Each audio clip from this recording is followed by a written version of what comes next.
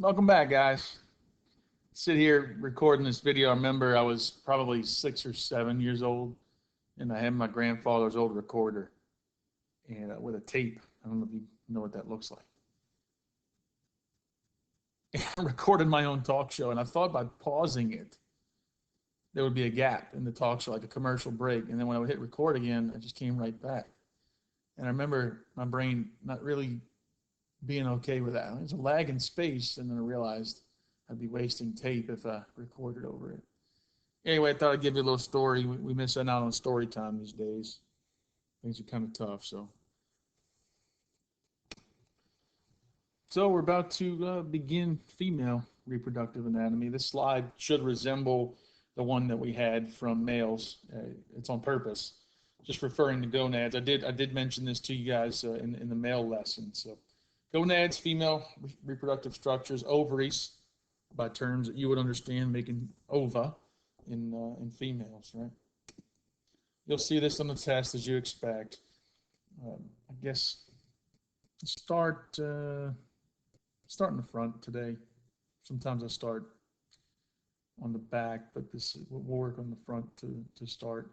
So the uterus here is we call it a little house that the fetus is going to develop in for 40 weeks, 9 months.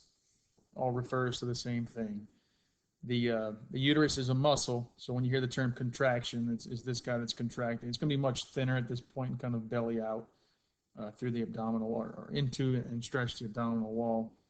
Bladder, same basic location as in men.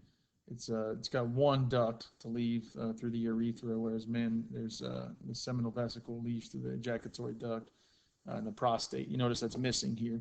Pubic symphysis is that pad of cartilage between the hips, the pelvis. Urethra, the port to empty the bladder. Clitoris and labia minus, labia majus, all sort of external genitalia. Clitoris for stimulation. If you think about evolutionarily, what brings the species together for reproduction, and it's pleasure. And it's that pleasure, the reproductive pleasure, that has propagated our growth. So the role of the clitoris is similar to the role of the head of the penis, where the stimulation is bringing us back to the act, right? We'll start up high in the back.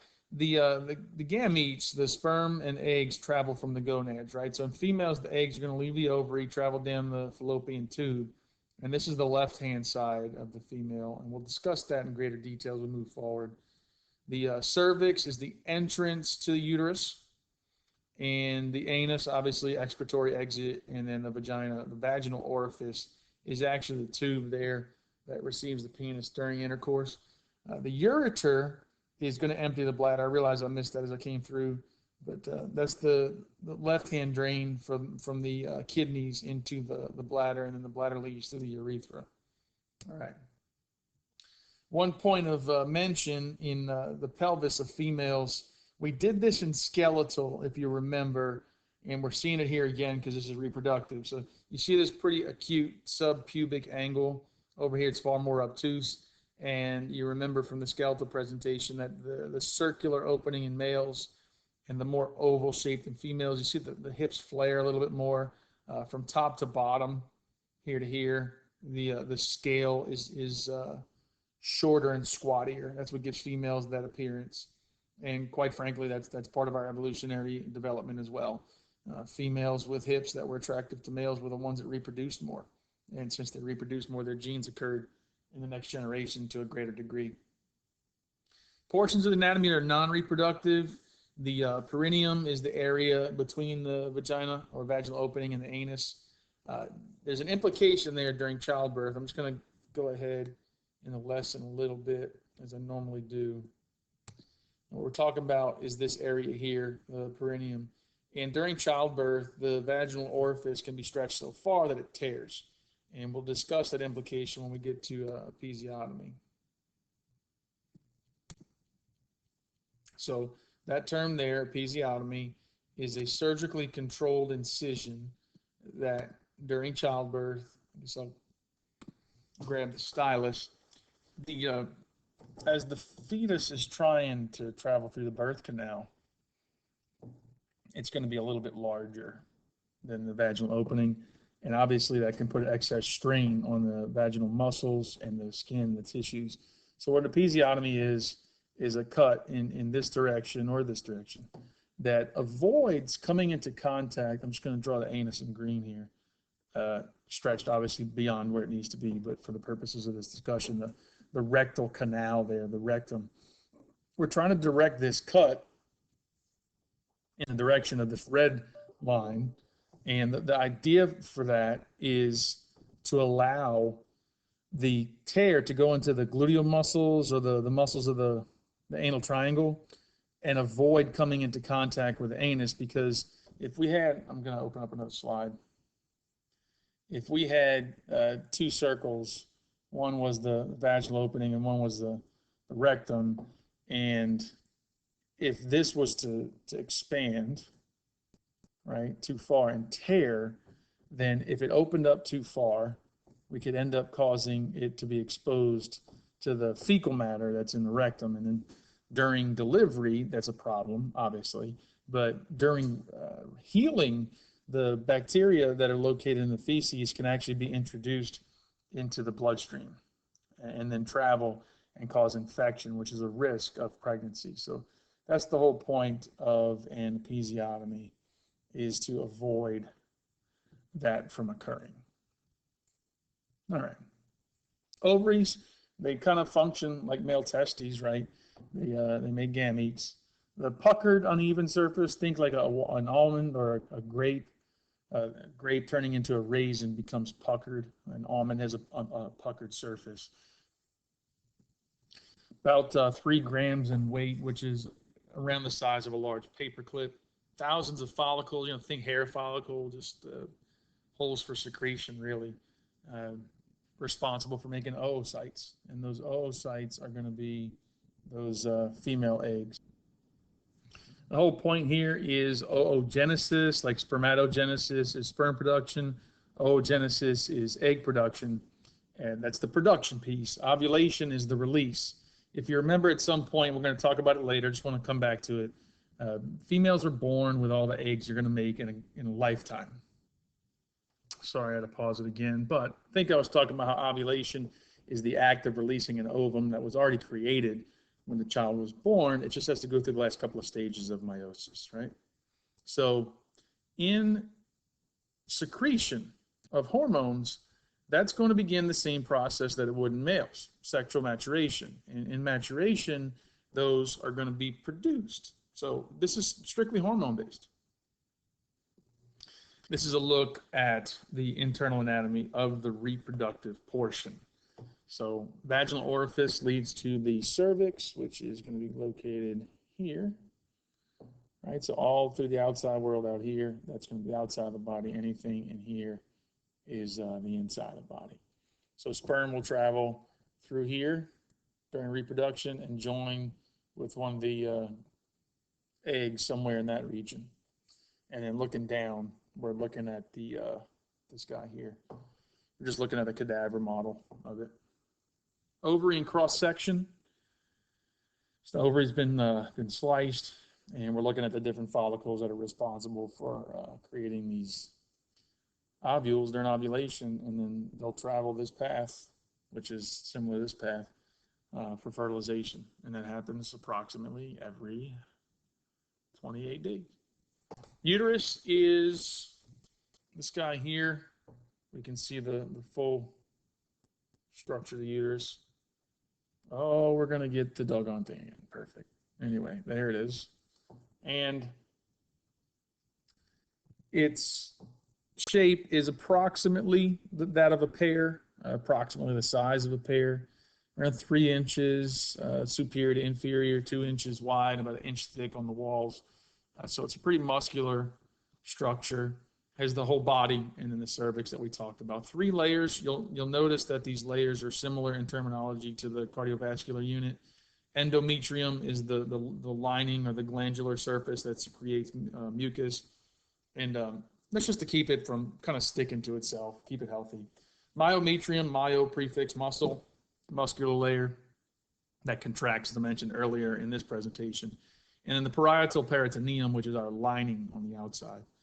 The cavity is relatively small because the muscle is so thick.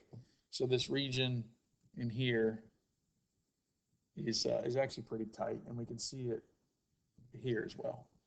So it's not a whole lot of space. Now, once the developing embryo begins to grow in size, then it's going to expand. Okay. So functions, obviously, during the time of birth to puberty, the female is going to become more mature. It's going to descend a little bit lower, a little bit lower. Suspended in space, in place, just kind of like testicles are from above. I mentioned the sperm getting through there. Implantation is what happens when the egg becomes fertilized, and it latches on to the uterine wall somewhere in here. And that's the location where the umbilical cord will begin to grow at some point after fertilization has occurred. It's required implantation. The placenta is going to grow around the fetus from that point as it grows from its single-celled zygote. Nutrient secretion is going to occur here. Remember, 1 or 2 cells or 200 or 300 cells, they can get the nutrients through diffusion, whereas once the baby has a greater demand, the circulatory system's online, diffusion is going to work internally as it speaks with mother, or not audibly, you know what I mean? As the umbilical cord attaches to the placenta and the mom sends blood to the placenta and the placenta filters blood to the baby. Blood never leaves. We talked about that in circulatory mom system or baby system, but there's an interface. Right now, if you could see me, I'm joining my fingers together like I did in that class, right? So production of nutrients, right? And then baby's going to develop there. Uterine tubes around 4 inches left to right, about 8 inches in total. So you think about a female pelvis, about 8 inches across above the pubic region. And that's the process where the eggs are going to flow, right? Just kind of in this direction.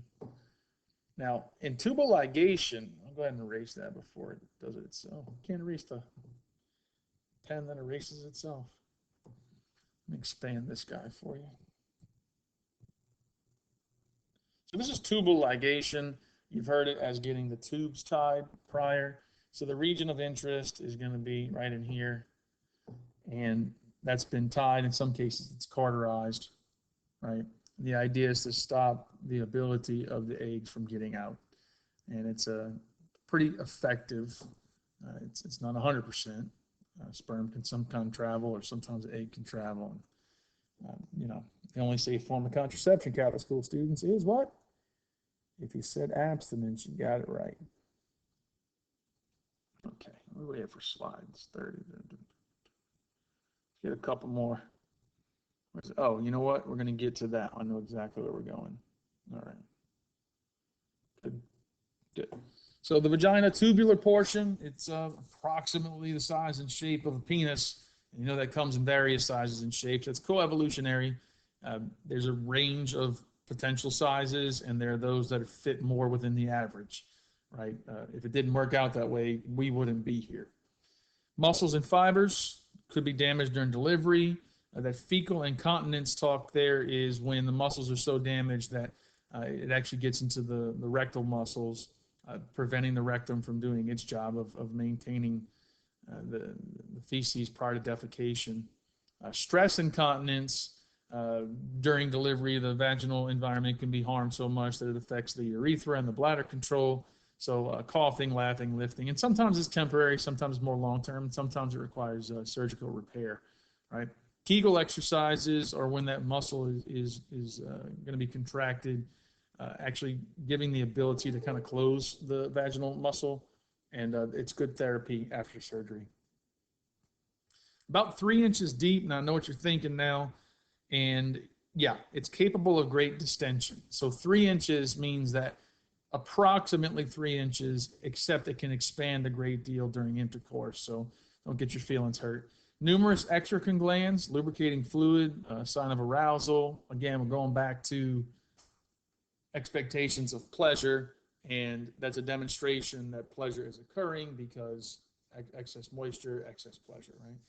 The hymen, street slang term, just so you know that we're talking about the same thing, is that cherry, right? That's not appropriate language, but the hymen is what that's referred to. The point of the structure is to kind of protect the internal vaginal environment as the young female is developing. Take it back again, evolutionary framework. As we were, walking around outside, exposed to certain contaminants with no hygiene regime or anything of that nature, we were more prone to becoming infected. Okay, so it can be a complete blockage, and that's actually more beneficial for the development stage. All right, vulva is the external anatomy. So we've seen this image once today. This is all the vulva, all throughout here. And mons pubis is the upper portion here. I'm just going to come through it here. Clitoris for stimulation, I mentioned that. The labium minus means small lips, labium majus are the large ones. External urinary meatus, otherwise known as the urethra. And then let me get rid of these guys.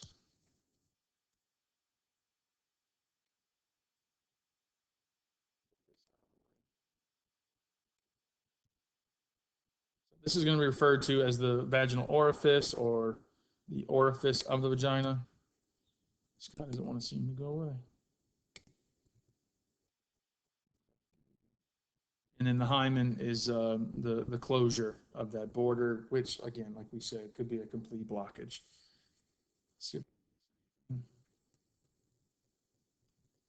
Yeah, vestibular area in between. So it's all about injury prevention and stopping bacterial infiltration, as it's kind of some skin folds that keep that environment closed.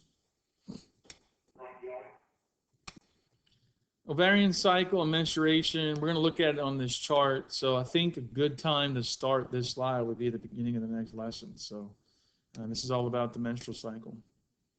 And our intent is to finish this lesson in the next time we have a video, if possible. Sometimes I take 30 minutes to talk about these two slides alone because you guys have questions, but I don't have a chance for those questions, so we'll just kind of see where we go. All right, check in with you soon. Later.